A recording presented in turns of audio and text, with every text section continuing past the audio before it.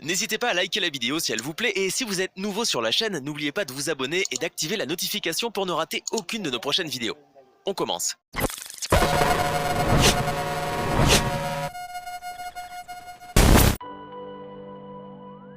Il est blessé depuis mi-novembre, Sergi Roberto ne joue plus, et n'a pas eu le temps de jouer sous les ordres de Xavi, mais ce dernier semble tout de même déjà convaincu.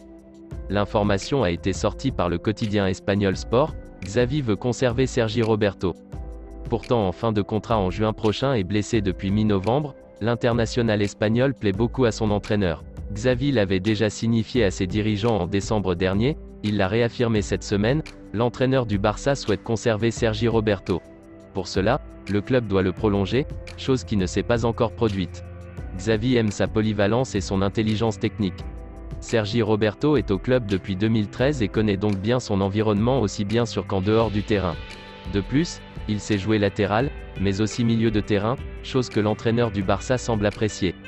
Néanmoins, cette prolongation doit pouvoir être possible d'un point de vue financier.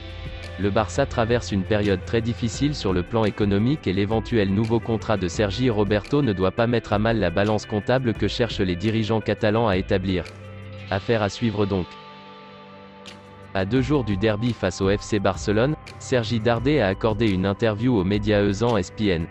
Un entretien au cours duquel, le joueur de 28 ans est venu sur Samuel Umtiti, joueur avec lequel il a évolué dans les rangs de l'Olympique de Lyon durant la saison 2015 à 16. Les deux hommes, désormais au FC Barcelone et au RCD espagnol respectivement, maintiennent toujours une bonne relation amicale. De ce fait, ce dernier a publiquement recommandé à Umtiti de changer d'air. Il traverse une période difficile.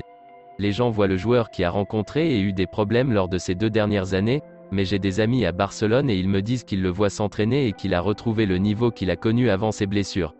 Le problème c'est que lorsque l'on te colle une étiquette, c'est difficile de la retirer. Libère-toi de tout ça, a confié Darder avant d'ajouter qu'ils étaient toujours en contact et que la rivalité entre le Barça et l'Espagnol fait qu'ils ne peuvent pas beaucoup devoir.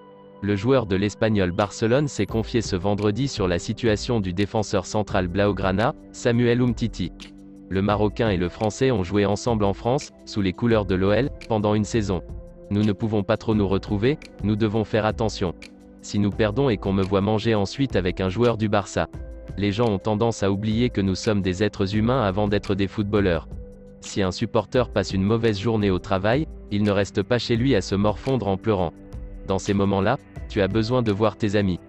Évidemment, tu ne peux pas aller faire la fête après une défaite, a-t-il conclu son passage dans le Rhône. Joueur de l'Olympique lyonnais entre 2015 et 2018, Sergi Darder est revenu sur son passage dans la capitale des Gaules.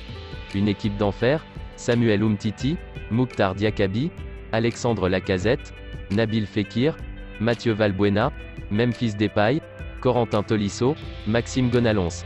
C'était de la folie, a affirmé l'Espagnol. Et d'ajouter en toute franchise, je suis arrivé là-bas et je me suis fait dessus. J'étais très jeune, je ne parlais pas la langue, c'était une équipe qui était déjà installée.